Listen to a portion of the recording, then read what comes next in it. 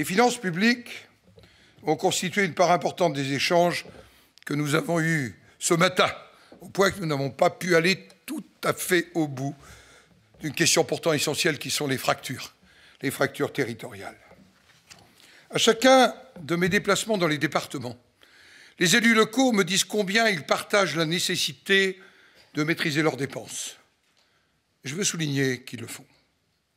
Mais ils ne veulent pas être les variables d'ajustement d'un État qui ne se réformerait qu'en parole, d'un État prompt à fustiger la fiscalité locale et à substituer des compensations qui s'amenuisent dans le temps, et cela n'a pas été, à ce jour, encore démenti, laissant aux collectivités le soin de couvrir à charge pour ne pas dégrader la qualité des services publics et des services sociaux offerts à la population. Cette problématique, nous l'aborderons directement lorsque sera examiné par le Parlement le projet d'exonération de la taxe d'habitation pour 80% des foyers.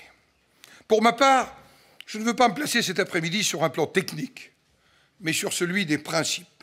Car si on peut comprendre les motivations de cette proposition en termes de pouvoir d'achat des ménages, elle soulève des questions de fond auxquelles il faudra apporter des réponses concrètes.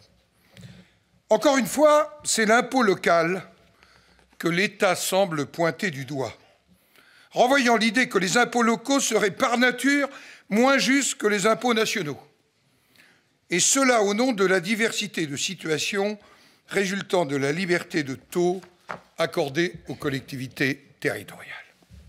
Le vrai problème de la taxe d'habitation, c'est l'obsolescence des bases locatives.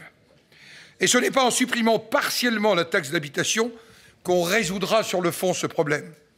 Il pourrait même se reporter de manière amplifiée sur les taxes foncières sur les propriétés bâties. De la même façon, la quasi-disparition de la taxe d'habitation ne résoudra pas les inégalités de richesse entre communes. Et qu'en sera-t-il des dynamiques de développement de l'habitat? En exonérant une large part des habitants d'un élément important de la contribution publique locale, c'est aussi, et c'est peut-être tout autant important, le lien entre le citoyen contribuable et la collectivité dans laquelle il vit, ce lien qu'on affaiblit.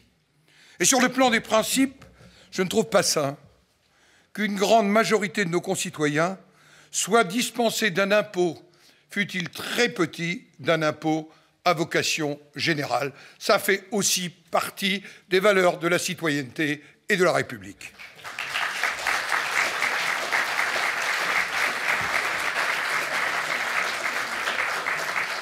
Certes, aucun de nous ne peut dire que la fiscalité locale est aujourd'hui parfaite.